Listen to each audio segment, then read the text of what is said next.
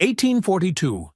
On a Mississippi Delta plantation, an overseer named Calvin Hodge decided that a pregnant enslaved woman collapsing in the field was an inconvenience worth correcting with a whip. He carried out the punishment in public, certain the witnesses would return to work and forget her name. By nightfall, the woman and her unborn child were dead, and Hodge prepared to leave the property quietly, confident the system would erase the evidence for him. By sunrise, he never made it to his horse. 100 enslaved men and women stood between him and the road. The keys were no longer in his pocket. The armory was no longer locked. The plantation books were no longer hidden. Hodge believed fear was permanent. He was wrong. What happened inside that plantation after his final mistake was so complete, so calculated, that when outsiders arrived, they found power reversed and the system bleeding. How did it reach that point? And what did those witnesses decide to do with the man who thought he was untouchable? Before we go any further, comment where in the world you are watching from and make sure to subscribe because tomorrow's story is one you don't want to miss. Dawn crept across the Mississippi Delta, painting the cotton fields in shades of amber and gold. The morning air hung thick and heavy, promising another day of merciless heat. Ruthie stood in the endless rows of cotton, her swollen belly prominent beneath her rough-spun dress. Her fingers moved mechanically, plucking the white bolls and dropping them into her basket. The familiar motion was one she'd performed thousands of times before, but today each movement felt like lifting stone. The sun hadn't yet reached its full strength, but sweat already soaked through her dress, leaving dark patches across her back. She hummed softly, an old spiritual passed down from her grandmother, letting the familiar melody steady her trembling hands. The baby inside her stirred, as if reaching toward the sound. "Keep your hands moving," someone whispered urgently from the row behind her. "He's coming." The rhythmic thud of hoofbeats announced Calvin Hodge's approach before his shadow fell across the field. Ruthie's fingers moved faster, even as black spots danced at the edges of her vision. The overseer's horse snorted and stamped, kicking up small clouds of dust as Hodge began his morning inspection. Hodge sat straight-backed in his saddle, his leather vest creaking as he surveyed the field like a general inspecting troops. His face bore the perpetual squint of someone looking for faults to punish. The riding crop in his hand tapped against his boot in steady rhythm, marking time like a metronome of threat. "You there!" Hodge's voice cracked like a whip. "Show me your basket." An elderly man shuffled forward, holding up his morning's work. Hodge leaned down from his horse, examining the cotton with exaggerated care, before knocking the basket from the man's hands. Cotton bolls scattered across the dry earth. "Half of these are stained," Hodge announced. "Pick them all up. Do it again." The old man bent slowly, his joints creaking as he gathered the spilled cotton. Ruthie's humming faltered as she watched, but she couldn't stop completely. The melody helped keep her upright, fighting against the waves of dizziness that threatened to overwhelm her. Hodge's head snapped toward the sound. He guided his horse closer, looming over Ruthie's row. "What was that noise?" Ruthie pressed her lips together, but the tune still hummed in her throat, softer now, but impossible to fully silence. The baby kicked hard, making her gasp. "I asked you a question," Hodge said, his voice dangerously soft. He shifted in his saddle, leather creaking ominously. Just keeping time, sir," Ruthie managed, her voice barely above a whisper. The world tilted strangely around her, the cotton rows blurring into white streaks against the dark earth. "Time is kept by work, not noise," Hodge said. He leaned down, his face inches from hers. "You want to make noise? I can give you something to make noise about." The morning heat pressed down like a physical weight. Ruthie's basket felt impossibly heavy, pulling her arms toward the ground. She tried to straighten, to nod acknowledgement of Hodge's threat, but her body wouldn't obey. The humming in her throat turned to a quiet moan as another wave of dizziness washed over her. "Sir," a voice called from several rows over. "The West Field needs—" "Quiet!" Hodge snapped, not taking his eyes off Ruthie. "You've been getting special treatment because of your condition. Perhaps you need a reminder that pregnancy isn't an excuse for laziness." Ruthie tried to focus on his words, but they seemed to come from very far away. The cotton plants swayed like waves on a river, though there wasn't any breeze. Her fingers went numb, releasing their hold on the basket. She heard it hit the ground, as if through layers of cotton stuffed in her ears. The world tilted sharply. Ruthie felt herself falling, unable to catch herself as her legs gave way. She collapsed into the row, sending up a small cloud of dust. The earth felt cool against her face, but she couldn't seem to draw a proper breath. All around her, the field went deadly silent. Through half-closed eyes, she saw Hodge's boots hit the ground as he dismounted. His spurs made tiny stars in the dust with each deliberate step. The silence deepened, broken only by the soft jingle of his spurs and the creak of leather as he moved closer.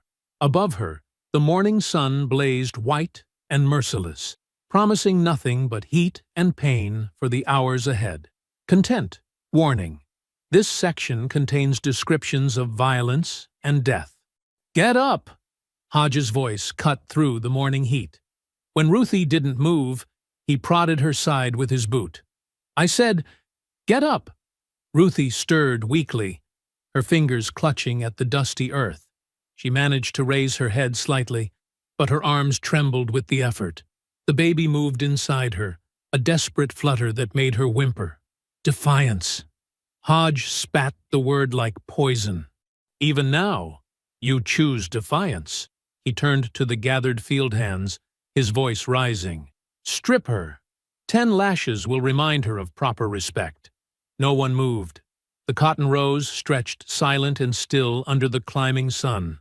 Hodge's hand went to the pistol at his hip, and 2 women stepped forward, their faces carved from stone. They knelt beside Ruthie, their touches gentle as they helped her sit up. One whispered something too soft to hear, a prayer or apology, as they removed Ruthie's sweat-soaked dress. Among the workers, Elias Boone stood motionless, his carpenter's hands clenched at his sides. He'd been repairing a broken cotton bin when Ruthie fell. Now he watched, his face carefully blank, as the women stepped back. Ruthie knelt in the dirt, her bare back exposed to the sun, her pregnant belly obvious to everyone in the field. Hodge uncoiled his whip with practiced precision. The leather whispered across the ground, a sound like a snake in the dust. He paid no attention to Ruthie's condition, positioning himself with the same methodical care he showed when breaking a new horse. The first lash cracked across Ruthie's back. She jerked but didn't cry out, her fingers digging into the earth. The second strike crossed the first, drawing blood. By the third, her humming had returned, broken, desperate, barely audible over the whistle of the whip. Elias watched each lash with the focus of a man memorizing a lesson. His expression never changed, but his eyes tracked every movement. The angle of Hodge's arm, the way he shifted his weight between strikes, the precise distance he maintained. The overseer was meticulous in his cruelty, each lash placed with surgical intent. The humming stopped after the 6th strike. Ruthie swayed, her eyes unfocused, but Hodge didn't pause. Blood ran freely now, staining the ground beneath her. The 7th lash wrapped around her side, and she finally screamed, a sound of pure agony that echoed across the cotton rows. Workers flinched, but didn't turn away. They'd learned long ago that looking away only earned them a place beside the whipping post. Some of the older ones moved their lips in silent prayer. Others stared straight ahead, their faces masks of forced indifference that didn't quite hide their terror. The 8th strike brought Ruthie to her hands and knees. The 9th knocked her flat. By the 10th, she had stopped moving entirely. The only sound was her ragged breathing and the buzz of flies already gathering in the delta heat. Hodge coiled his whip with the same care he'd shown in using it. He studied Ruthie's still form with clinical detachment, then turned to address the field hands. Let this be a lesson. Pregnancy doesn't excuse disobedience. Back to work. The workers hesitated, looking at Ruthie's crumpled form. One of the women who had stripped her took a half-step forward, but Hodge's hand returned to his pistol. I said back to work. She stays where she is. The afternoon sun climbed higher as the field hands returned to their rows. Elias moved with them, his motions as measured as always, but his eyes never left Ruthie's body. The flies grew thicker as the day wore on, their buzzing a constant reminder of what lay in the dust between the cotton rows. Heat rippled across the field like waves on water. Workers moved mechanically through their tasks, every movement weighted with the morning's horror. They stepped carefully around Ruthie's still form, their baskets and bodies casting brief shadows across her exposed back. No one dared to check if she still breathed. Hodge rode back and forth along the rows, his horse's hooves kicking up small clouds of dust. His voice cracked out corrections and threats, maintaining order through the long afternoon hours, but his eyes kept returning to where Ruthie lay, as if expecting, perhaps hoping, she would try to rise again. The flies grew bolder as the day wore on. They landed on Ruthie's wounds, on her tangled hair, on her bare skin baking in the merciless sun. Workers moved past her like ghosts, their shadows touching her body, but never their hands. The delta heat pressed down, thick enough to choke on, while the cotton rows stretched endlessly under the empty sky. Dusk brought no relief from the delta heat. Ruthie's body lay where she had fallen, her skin gone gray in the fading light. The workers filed past her one last time as they left the fields, their eyes down, shoulders bent under the weight of the day's horror.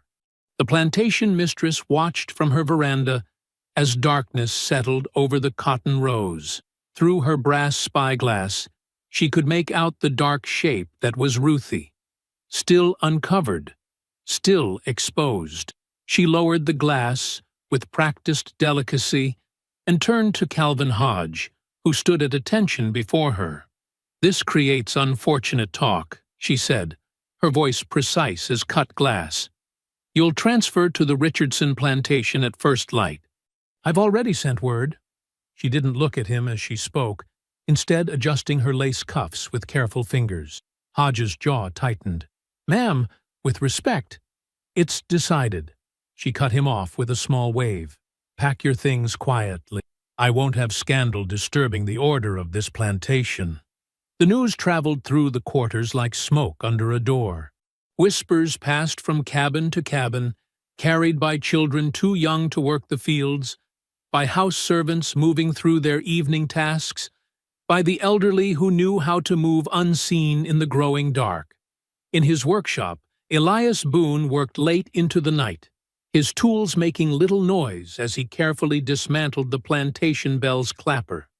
The massive bronze bell hung silent above him, its outline barely visible against the star-filled sky. His movements were unhurried, methodical, each piece laid aside with careful precision. Hours before dawn, people began to move through the darkness. They came in ones and twos, shadows among shadows, gathering in the spaces between buildings. No one spoke. They carried no weapons, no tools, nothing that could mark this as anything but an ordinary morning. The sky was just beginning to lighten when Hodge emerged from his quarters, saddlebags packed, rifle slung across his back. He paused on his porch, scanning the yard with the instincts of a man used to watching for trouble. But the pre-dawn darkness played tricks with depth and distance. He didn't realize he was surrounded until he reached his horse. They seemed to materialize from the shadows. Field hands, house servants, stable workers, craftsmen. They formed a circle around him, silent and still. Hodge's hand went to his rifle, but he froze when he saw how many there were. 50, 70, 100 or more, standing shoulder to shoulder in the gray morning light. The second overseer, Thompson, burst from his quarters with a pistol drawn. "Get back!" he shouted, his voice cracking. "Get back, or I'll—" He never finished. The nearest workers surged forward like a wave breaking. Thompson got off one wild shot before they reached him, the bullet harmlessly embedding itself in a post. Then they were on him. Dozens of hands grabbing, pulling, striking. His screams echoed across the yard, sharp and desperate, until they suddenly stopped. Hodge tried to mount his horse, but strong hands pulled him down. He fought like a cornered animal, landing several solid blows before sheer numbers overwhelmed him. Someone got his rifle. Someone else took his pistol. He ended up face down in the dirt, bleeding from a dozen small wounds, while workers stripped him of every weapon and key. A group broke away from the main crowd, running toward the armory. The door guard tried to bar their way and went down under a hail of fists and feet.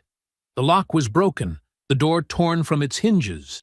Inside, they found rifles, powder, shot, and stacks of ledgers documenting every crime and cruelty committed on the plantation.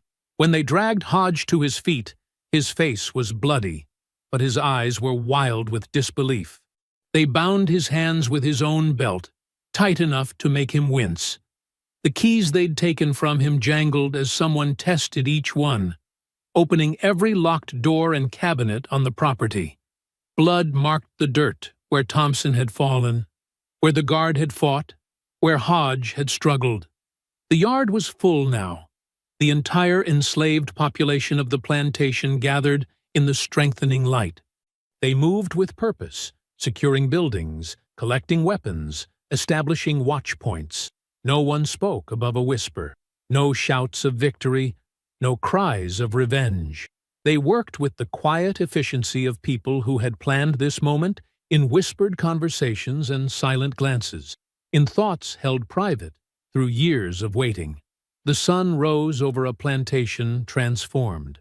Where Hodge had ruled absolute hours before, he now knelt bound in the dirt. Where workers had kept their eyes down and voices soft, they now moved with straight backs and purposeful strides. The balance of power had shifted as completely as day replacing night.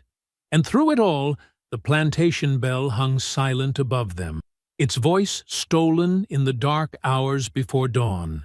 The rising sun cast long shadows across the yard as Elias Boone moved among the gathered workers, his voice low and steady.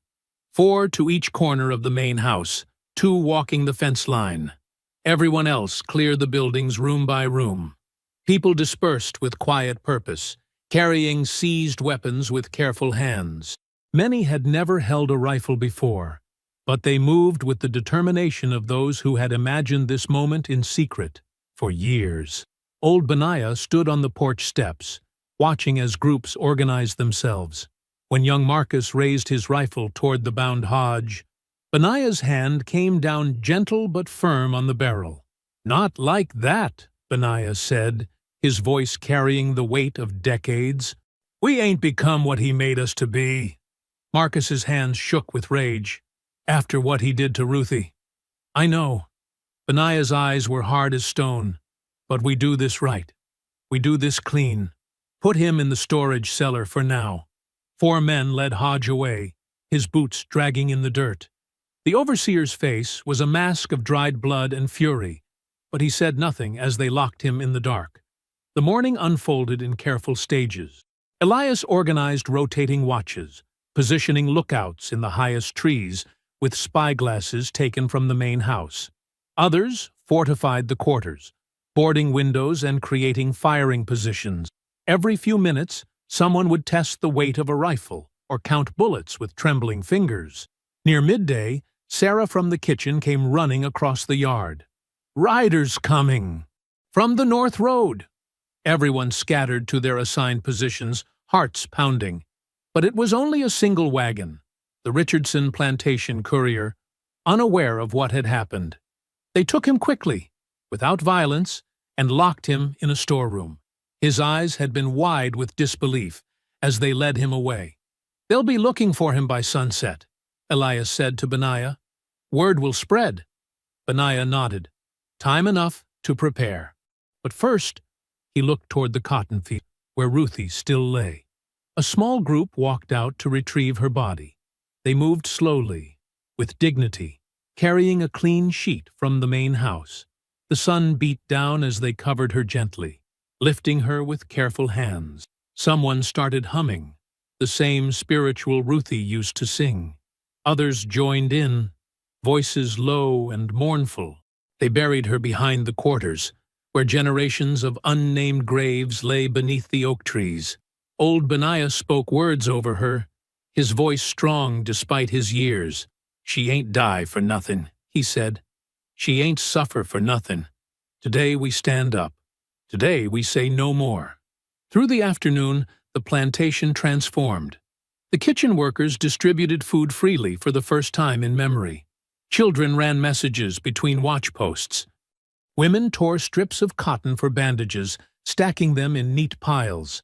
Every hour, runners reported to Elias, no movement on the roads, no signals from neighboring plantations. But as the sun began to set, the first signs of reaction appeared. A patrol of 6 armed men rode along the north fence line, just within sight of the lookouts. They didn't approach, just watched with hard eyes before turning back. Testing us, Elias said, checking the powder in his rifle. Seeing how we're fixed. An hour later, more riders appeared on the west road. A larger group this time, carrying torches despite the lingering daylight. They too kept their distance, but their message was clear. They were gathering force. In the failing light, Benaiah walked among the defenders, speaking quiet words of encouragement. Some were praying. Others gripped their weapons with white-knuckled hands. All knew that tonight would determine if their freedom would last past sunrise. The first stars were appearing when Sarah brought coffee to the watchposts. The night air had turned cool, carrying the scent of cotton and gunpowder. Clouds drifted across the moon, alternately revealing and concealing the open ground around the plantation. Elias stood with his back against the corner post, counting shadows in the tree line. The captured rifles felt heavy in everyone's hands, tools of death they had never wanted to hold, but now couldn't survive without. The weight of generations of suffering and resistance pressed down like the darkness around them. A child's voice called out from a high window, "Torches! Coming from the east!" More lights appeared along the roads. 1, then 3, then dozens. They flickered like deadly fireflies in the distance, drawing closer with inexorable purpose. The defenders tightened their grips on unfamiliar weapons. Someone whispered a prayer. Another hummed a few notes of Ruthie's song before falling silent. Then a single shot cracked through the night, the muzzle flash bright in the darkness of the tree line. The bullet splintered wood somewhere above their heads. The time for waiting was over. As darkness settled fully over the plantation, the first exchange of gunfire erupted near the north fence. Muzzle flashes lit up the night like lightning bugs, followed by the sharp crack of rifles. The defenders held their positions, firing only when they had clear targets. "Save your shots," Elias called out, moving between positions. "Make each one count. We got less powder than they do." The attackers probed the perimeter, testing for weak points. Their torches gave away their positions, making them easy targets in the darkness. But they had numbers and experience with firearms. Elias gathered a small group near the cotton fields. "They'll try to rush us through here," he said, gesturing to the rows. "We'll make them regret it." Under his direction, they dug shallow trenches between the cotton rows and covered them with loose branches. Other traps were set. Trip lines made from stolen rope, sharpened stakes hidden in the tall cotton plants. A young man named Thomas ran up, breathing hard. "They're moving in from the west now, too." "Good," Elias said. "That's where we're strongest. Get back to your post." The night filled with smoke and shouting. The attackers tried several rushes, but the defenders' positions were well chosen. Each assault broke against prepared defenses, leaving wounded men crawling back into the darkness. Inside the main house, argument erupted over Hodge's fate. Marcus and several younger men confronted Benaiah in the parlor, their voices harsh with tension. "We should kill him now," Marcus insisted. "While we still can. He deserves it after Ruthie." Benaiah's face was stern in the lamplight. "You think I don't know what he deserves? But a dead overseer makes us murderers in their eyes. A living one makes them careful." "They're trying to kill us anyway," another young man shouted. "Keep your voice down," Elias said, entering from his rounds. "They're listening for weakness." Sarah burst in. "They're trying to fire the north quarter." Everyone rushed out. Burning arrows arced through the night sky, landing on roofs and in cotton bales. Defenders scrambled to extinguish flames while maintaining their positions. The smell of smoke mixed with gunpowder. Near midnight, a major assault came from 3 directions at once. Guns blazed in the darkness. Someone screamed. One of the younger defenders hit in the shoulder. The attackers pressed forward, thinking they'd found a gap. But Elias had anticipated them. As the attackers rushed through the cotton rows, they hit the hidden trenches. Men fell, cursing. Stakes found flesh. The defenders' concentrated fire drove them back, leaving weapons and wounded behind. "Hold steady," Elias called out. "They'll try again before dawn." Inside the storage cellar, Hodge listened to the fighting above. His face showed nothing, but his hands clenched and unclenched in their ropes. The night seemed endless. Every hour brought another probe, another exchange of fire. The defenders rotated positions, sharing water and ammunition. Some prayed, others sang softly. All kept their eyes on the darkness beyond their positions. Shortly before dawn, the largest attack yet came from the east.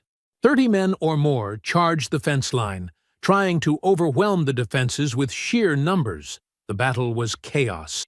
Muzzle flashes, screams, the meaty impact of bullets finding targets. When it was over, 7 attackers lay dead or dying in the yard. 2 defenders were wounded, but none killed. The sun rose over a changed landscape. Dropped rifles and pistols littered the ground. Patches of earth were dark with blood. Shell casings glinted in the early light. Elias walked the perimeter as the sky brightened, checking defenses and gathering weapons. The air smelled of spent powder and morning dew. Somewhere in the distance, a rooster crowed as if it were any other day. "Count it," he told Sarah, dropping an armload of captured weapons on the porch. "Sort the good ones from the damaged." Benaiah stood watching the tree line, where the last attackers had melted away with the darkness. "They'll be back," he said, "with more men." "Yes," Elias agreed, "but now they know we can fight. Now they know the cost." The rising sun revealed the full scope of the night's combat. Bodies lay tangled in the cotton rows where the traps had worked. Spent cartridges and discarded equipment marked each failed assault. Blood stained the earth, but the plantation remained in their control. The defenders moved with new purpose, stronger for having survived the night. They collected weapons, reinforced positions, tended to the wounded. They had proven they could stand against armed men, could protect what they'd taken. The price had been high, but they had held their ground. Thomas approached Elias, his young face streaked with powder burns. "What do we do with their dead?" Elias looked at the bodies, then at the fresh earth over Ruthie's grave. "We bury them proper," he said. "We ain't them. We do this right." Mid-morning sunlight streamed through the plantation house windows as Elias spread Hodge's ledgers across the dining room table. Sarah and Benaiah stood on either side, their faces grim as they studied the cramped handwriting. "Look here," Sarah said, pointing to a column of names. "These 6, all listed as dead from fever last summer. But I remember them being sold off. I served in the big house then, saw the buyers come through." Elias nodded slowly. "Deaths don't get investigated. Sales leave paper trails." He was hiding transactions, pocketing the money. Benaiah traced weathered fingers over the dates. "Not just people. Look at these cotton weights. Numbers don't match what we picked. He was skimming from every harvest, marking down less than what was sent to market. They found more discrepancies as they worked through the books. Workers listed as dead who had been secretly sold. Supply costs inflated, with the difference pocketed. Cotton weights consistently underreported. The excess sold for private profit. "This goes back years," Sarah whispered. "All of it hidden in plain sight, just numbers in a book." "Numbers that tell the truth now," Elias said. He pulled out a newer ledger, its leather still stiff. "This one has names from other plantations, too." He was working with other overseers, moving people around like chess pieces. Thomas burst in, breathless from running. "Riders coming, at least 40, maybe more." "Sound the alarm," Elias ordered, carefully gathering the ledgers. "Get everyone to positions. Sarah, hide these somewhere safe." The afternoon sun beat down as the defenders took their places. They had more weapons now, captured in the night's fighting. The new arrivals approached with more caution than previous attacks, having heard about the morning's losses. "Hold until they're close," Elias called out. "Let them think we're weak." The attackers formed a line at the edge of the cotton field. Their leader raised a white flag and rode forward. "You've had your fun," he shouted. "Surrender now, and some of you might live." No one responded. The cotton rows stood silent in the heat. "This is your last chance." The leader waited, then turned back to his men. "Burn them out!" The assault began with a volley of fire. Bullets thudded into walls and fence posts. The defenders waited, staying low in their prepared positions. When the attackers charged forward, they found the same traps that had worked in darkness were deadly in daylight. Hidden defenders rose up, firing from multiple positions. The attacking line broke apart in confusion. Men fell. Horses reared and bolted. The carefully planned assault dissolved into chaos. "Push them back," Elias shouted. "Drive them out of the fields." The defenders pressed their advantage, firing steadily from cover.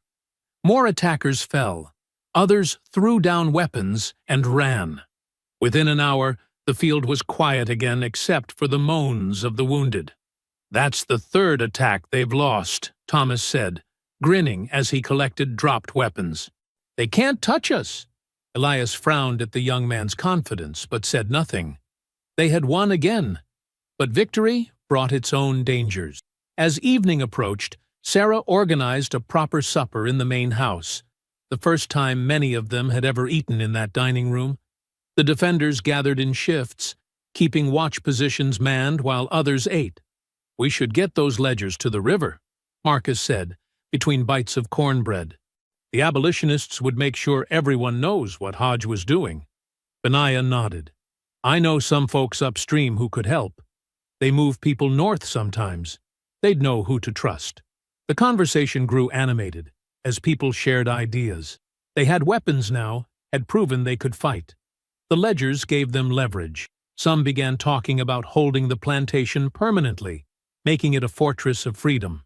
"We beat them 3 times, someone called out. "We can beat them again." "They'll have to negotiate now," another added. "They can't afford to lose more men." The dining room filled with eager voices and hopeful plans. Even some of the older folks who had counseled caution allowed themselves to smile. They had achieved what seemed impossible mere days ago. Sarah moved between tables, refilling cups and adding to plates. "First time I've served food in here and felt proud of it," she said. Elias ate quietly, watching the faces around him. They had earned this moment of joy, this taste of victory. The ledgers were their strongest weapon yet, proof of corruption that went beyond a single plantation. Hope filled the room like the savory steam from the cooking pots. The sun set outside, painting the windows golden. Armed guards kept their watch on the perimeter. In the cellar below, Hodge sat in darkness, listening to the unfamiliar sound of celebration above. The plantation had transformed in ways that would never be undone, whatever came next. The victory feast ended as darkness settled over the plantation. Most retired to the quarters, while others took up guard position. Young Marcus had kitchen duty, scrubbing pots by lamplight with 14-year-old courier Daniel. "You scared?" Marcus asked, noticing Daniel's trembling hands. "No," Daniel lied, dropping a spoon. "Just tired is all." Marcus smiled. "We're winning. You saw today. They can't stop us now." Daniel said nothing, just kept scrubbing. When Marcus turned to stack plates, the boy slipped out the back door into the night. Sarah found him at the edge of the property an hour later. "Daniel? What are you doing out here?" The boy startled. "Just getting air. Too hot in the quarters." Sarah studied his face in the moonlight. "You should get some rest. Tomorrow." A twig snapped in the darkness. Sarah spun toward the sound, but Daniel was already running, crashing through the underbrush toward the road. "Stop him!" Sarah shouted. "He's running!" Guards turned at her cry, but Daniel knew every gap in the fence, every shadow to hide in. By the time they organized a search, he had vanished into the night. Sarah burst into the main house where Elias and the others were reviewing defense plans. "Daniel's gone. Ran off toward town." Elias's face hardened. "He'll tell them everything. Our numbers, our weapons, our plans for the ledgers. He's just a scared boy," Benaiah said softly. "A scared boy who knows too much," Thomas countered. "We should have kept closer watch." They doubled the guards, but the night passed in tense silence. The moon set. A cold fog rolled in from the river, blanketing the fields in gray mist. The first sign of trouble came just before dawn, the distant thunder of many horses approaching fast. Elias was already awake when the warning spread. "Militia company!" a lookout shouted. "Coming up the main road!" "At least 60 men," another called. "With torches!" Elias ran for the quarters, shouting orders. "Get the children to the root cellar! Move the weapons! Form a defensive line at—" The first volley of shots cut through his words. Unlike previous attacks, these men were organized, disciplined. They split into groups, approaching from multiple directions through the fog. Sarah was helping evacuate the quarters when she smelled smoke. "Fire! They're setting fires!" Flames spread quickly through the wooden buildings. Smoke filled the narrow paths between structures. Children screamed as parents rushed to find them in the chaos. "This way!" Sarah guided a group toward the cellar. "Stay low! Under the smoke!" A burning timber crashed down nearby. Through the flames, she glimpsed Daniel standing with the militia officers, pointing out defensive positions. Gunfire erupted from all sides. The defenders tried to mount a response, but the smoke and confusion made it impossible to organize. Some fought desperately while others fled into the fields. In the chaos, no one noticed the cellar door swing open. Hodge emerged from his prison, slipping away as his captors fought for their lives. He found a dropped pistol, checked its load, and moved through the smoke like a vengeful ghost. Mary, Ruthie's closest friend since childhood, was helping the last children escape the burning quarters. She had just passed a toddler through a window when Hodge's shadow fell across her. "Remember me?" he said. Mary turned. Her eyes went wide with recognition, then terror. The gunshot was lost in the general chaos. Sarah found Mary's body an hour later, as dawn painted the smoke-filled sky in sickly shades of orange and gray. The children she'd saved huddled together, crying quietly. The unified resistance that had held the plantation for 3 days was shattered. Some defenders still fought from the tree line, while others surrendered. Many simply vanished into the swamps and woods. Elias moved through the burning ruins, trying to rally people, but the spirit of collective defiance had broken. Fear returned, stronger than before. The ledgers that had promised leverage were ash. Their weapons were scattered or captured. Thomas stumbled up, bleeding from a head wound. Hodge got out. He killed Mary. Elias clenched his fists. Where is he now? Gone. Rode off with the militia officers. Thomas spat blood. They're calling him a hero for surviving captivity. The sun rose fully, but the smoke turned its light dim and strange. Sarah gathered the survivors she could find, tending wounds, counting the missing. The quarters still burned, decades of humble homes reduced to embers. Where unity and hope had reigned just hours before, now there was only ash and bitter defeat. The plantation that had briefly known freedom was once again a battlefield of loss. Sarah wrapped a bandage around Thomas's head wound as survivors gathered in the charred ruins behind the old smokehouse. The morning sun cast long shadows through the haze that still hung over the plantation. 23 people were missing, either dead, captured, or fled into the swamps. "We can't stay here," Thomas said, wincing as Sarah tied off the bandage. "They'll be back with more men." Elias stood nearby, his shirt stained with smoke and blood. He'd been silent since dawn, watching the militia's dust cloud disappear down the road. Now he turned to address the roughly 40 people who remained. "They expect us to run," he said quietly, "or surrender, to accept that nothing can change." "We tried to change things," old Benaiah said. "We held this ground for 3 days. That was our mistake," Elias replied. "Trying to hold ground, trying to own what they own." He picked up a handful of dirt and let it sift through his fingers. "This land isn't meant to be owned, but it can be denied to those who'd use it for evil." Sarah finished with Thomas's wound and stood. "What are you saying?" "I'm saying we destroy it all." Elias's voice grew stronger. "Not just buildings, those can be rebuilt. We destroy the future they planned, the profits they counted on, the system itself." Murmurs spread through the group. Some nodded in understanding, others looked uncertain. "The cotton's nearly ready for harvest," Elias continued. "Burn it. The gin house, the press, the tools. Break them beyond repair. Poison the stored seed. Salt the best fields. Make this land worthless to them." "That's generations of work," old Benaiah protested. "Our work. Our parents' work." "Work they stole," Thomas said fiercely. "Let them choke on the loss." Sarah moved to stand beside Elias. "Ruthie died in those fields. Mary died trying to save our children. How many more will die to keep their system going?" Agreement rippled through the crowd. The defeat of dawn began transforming into something harder, colder, more focused. Elias laid out his plan.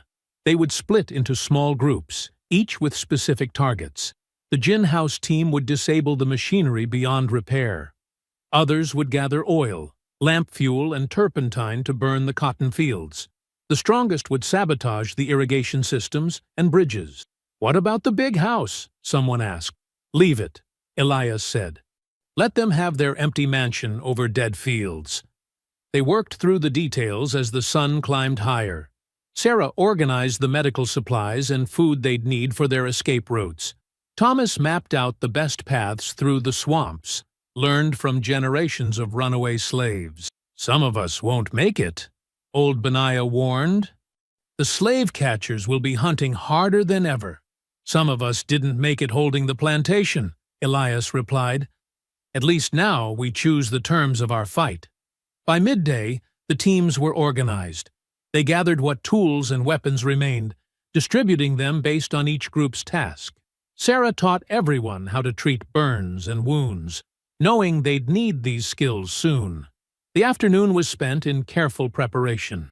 They ground up the stored seed corn with toxic roots and berries. They loosened wagon wheels and sabotaged harnesses. Anything that could aid in rebuilding the plantation's prosperity was methodically destroyed or damaged. "We'll start at sunset," Elias told them as the day began to wane. "The cotton will burn bright enough to be seen for miles. By the time help arrives, we'll be gone." "And Hodge?" Thomas asked. "He's still out there. He'll come back," Elias said with certainty. "Men like him always do, and we'll be ready." The sun sank toward the horizon. Sarah helped distribute dark clothes and face coverings to hide them in the night to come. The teams made final checks of their tools and positions. The air grew thick with tension and purpose. Old Benaiah gathered them for a final prayer as dusk approached. "Lord," he said, his voice trembling but strong, "we ask not for mercy tonight, but for justice, not for peace, but for the strength to do what must be done." Elias stood silent through the prayer, watching the sun's last rays paint the cotton fields gold. Soon those same fields would feed a very different kind of light. The plantation that had witnessed so much suffering would become a pyre for the system that caused it. The teams began moving into position as shadows lengthened across the land. Each person knew their role, their targets, their escape route. There would be no mistakes tonight, no hesitation. The future they'd destroy wasn't just cotton and profit. It was the very foundation of their oppression. Sarah checked her medical supplies one final time, then took her place with the others. The wait for full darkness began, every minute stretching like hours. The land held its breath with them, as if nature itself anticipated the coming inferno. The moon rose blood-red through the smoke as Sarah crouched in the shadows of the gin house. Her heart pounded as she watched the first teams move into position. The night air hung heavy with heat and the sharp smell of turpentine. A whistle cut through the darkness. Elias's signal. Sarah struck her flint, and the oil-soaked rags at the gin house base caught immediately. The flames spread faster than she expected, racing up the wooden walls. Inside, the precious machinery that processed their cotton lay broken beyond repair, its gears and wheels shattered. Across the plantation, other fires bloomed like deadly flowers. The storehouses, carefully prepared with accelerants, erupted almost simultaneously. Years of accumulated cotton, seed, and supplies fed the inferno. The heat drove Sarah back as burning debris rained down. Through the smoke, she saw Thomas's team at work on the bridge. The support beams, weakened earlier by strategic cuts, gave way with a thunderous crack. The whole structure groaned and tilted, then crashed into the creek below. Without that crossing, wagons would have to take the long way around, adding days to any harvest transport. "The fields!" someone shouted. Sarah turned to see lines of fire racing through the cotton rows. The plants, dried by summer sun and doused with lamp oil, burned like powder. Sparks flew up, catching more rows alight. Soon the entire main field was ablaze, casting wild shadows across the land. Old Benaiah directed the poisoning of the soil, his team methodically working through the smaller fields with their toxic mixture. "Deep as you can," he called. "Make sure it soaks in." The best growing soil, enriched by generations of careful tending, would be useless for seasons to come. Sarah moved between groups, treating burns and cuts as they worked. The destruction was precisely organized. Each team had specific targets and timing. They'd learned efficiency from the very system they were dismantling. A gunshot cracked through the chaos. Then another. "Hodge!" Thomas's voice carried over the roar of flames. "By the stable!" Sarah's blood ran cold. Calvin Hodge had returned, just as Elias predicted. Through gaps in the smoke, she saw him firing wildly, trying to stop what he couldn't even fully see. His face twisted with rage as he watched his domain burn. But they were ready. Teams shifted smoothly to their secondary tasks, surrounding Hodge from multiple directions. He spun, shooting at shadows, but the smoke worked against him now. A thrown rope caught his arm, then another his legs. He went down hard. "Don't kill him," Elias commanded, emerging from the darkness. "Bring him to the post." They dragged Hodge to the whipping post where Ruthie had died. His struggles were useless against the many hands that held him. Sarah watched as they bound him securely, his back exposed just as he had exposed so many others. Thomas approached with Hodge's ledgers, the pages that documented years of crimes. He nailed them to the post above Hodge's head, where approaching riders would clearly see them. The thud of each nail driving home echoed with finality. "You can't do this," Hodge spat. "Your property." You're nothing. We were never property, Sarah said quietly. You just believed your own lies. Around them, the plantation continued to burn. The grand agricultural machine that had consumed so many lives was being rendered useless, acre by acre. Sarah treated one last burn on Thomas's arm as they watched the destruction they'd planned so carefully. The first hints of dawn began to lighten the eastern sky. Smoke columns rose like black pillars against the pale light. The heat from the fires had finally begun to fade, leaving behind scenes of calculated devastation. The cotton fields were ash. The bridge lay shattered. The gin house was a skeletal ruin. Storage buildings still smoldered, their contents destroyed. The carefully sabotaged tools and equipment lay broken beyond practical repair. Even the soil itself had been poisoned against future planting. Elias gathered them near the whipping post. "Time to move," he said. "Everyone knows their escape routes. Stay in your groups. Help each other." Sarah shouldered her medical supplies, now packed for travel. Thomas confirmed his group's path through the swamps.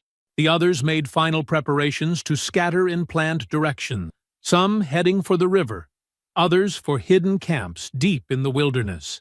They left Hodge bound at the post, his precious ledgers displayed above him like evidence at a trial. The morning light grew stronger, and in the distance, dust clouds signaled approaching riders. But the destruction was complete. The plantation's future had been systematically erased. Dawn revealed the full scope of their work. Where a profitable operation had stood, only ruins remained. The land itself would remember what happened here, its soil and structures transformed by one night of purposeful devastation. The system's power had been built on their labor, and now that same labor had been turned toward its destruction. The first riders arrived as the sun crept over the horizon, their horses kicking up dust that mixed with lingering smoke. Sheriff Morton led the group, his face hardening as he took in the devastation. The plantation lay in ruins before them. Fields burned black, buildings collapsed, and the heavy scent of destruction hanging in the air. They found Calvin Hodge at the whipping post, his wrists raw from struggling against the ropes. Above him, the ledgers fluttered in the morning breeze like accusing fingers. Morton's deputy reached to take them down. "Leave them," Morton ordered, his voice tight. "They're evidence now." The pages revealed years of systematic theft and cruelty. Deaths recorded as natural causes that were anything but natural. Profits skimmed and hidden. Children sold secretly, their values pocketed. Every crime carefully documented in Hodge's own hand, his precise numbers telling an ugly story. More riders arrived throughout the morning. Plantation owners from miles around came to witness what they'd feared most, proof that their carefully maintained order could be broken. They found their worst nightmares confirmed in the methodical destruction around them. The gin house was a blackened skeleton. The bridge lay splintered in the creek below, its supports expertly sabotaged. Storage buildings still smoldered, their valuable contents reduced to ash. Even the soil had been poisoned, the rich earth that had produced so much wealth now useless for seasons to come. "How many escaped?" one owner demanded. Morton surveyed the ruined fields. "All of them. Near as we can tell, they scattered in different directions. Well-planned routes."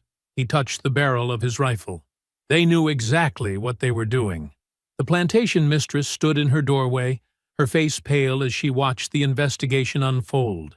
Her carefully ordered world had been dismantled overnight. The ledgers revealed her husband's crimes too. She couldn't claim ignorance anymore. Teams searched the surrounding woods, but found only cold trails and false leads. The escaped slaves had used their intimate knowledge of the land, disappearing into swamps and hidden paths that patrollers couldn't navigate. They'd planned for this moment, preparing escape routes while their captors slept secure in their power. Hodge was finally cut down, his authority gone with his ledgers. The other owners watched him with barely concealed disgust, not for his crimes, but for allowing them to be exposed. He had broken their unspoken code, creating written proof of what everyone pretended not to see. As noon approached, the full scope of the destruction became clear. This wasn't just an escape. It was a systematic dismantling of the plantation's future. Every tool of profit and control had been carefully destroyed. The message was clear. What had been built by forced labor could be unmade by those same hands. 6 months later, in a small cabin upriver, Elias Boone sat at a rough-hewn table with 3 children. Sunlight streamed through the window as their fingers traced letters in cornmeal spread on wooden boards.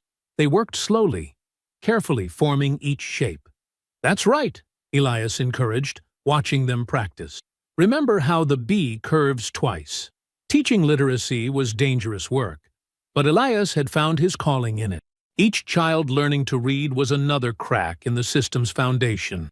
They came to him in secret, learning in hidden moments between their other tasks. The cabin was simple but secure, built into a hillside where it couldn't be seen from the river. Local freedmen protected him, understanding the importance of his work.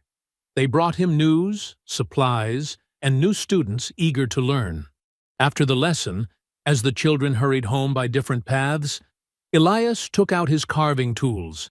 The wood beneath his hands was dark oak, salvaged from the river. He worked with the patience he'd learned as a plantation carpenter, each cut precise and deliberate. He carved names into the beam, names of those who hadn't survived, who deserved to be remembered. Each letter was deep and clear, designed to last. When he reached Ruthie's name, his hands slowed, taking extra care. Ruthie, whose death had finally made silence impossible. Ruthie, who had hummed spirituals even as her strength failed. Ruthie, whose unborn child had died with her, both their futures stolen by Calvin Hodges' whip. The last letter took shape under his knife. Elias ran his fingers over the carved name, feeling each curve and line. Memory made permanent in wood, defying the system that had tried to erase them all. Outside his window, the river flowed endlessly past, carrying new stories downstream. But here, in careful cuts and hidden letters, the old stories would survive. Each name carved was a testament. Each child taught to read was a victory. Each memory preserved was an act of rebellion against those who wanted the truth forgotten. I hope you found that story powerful.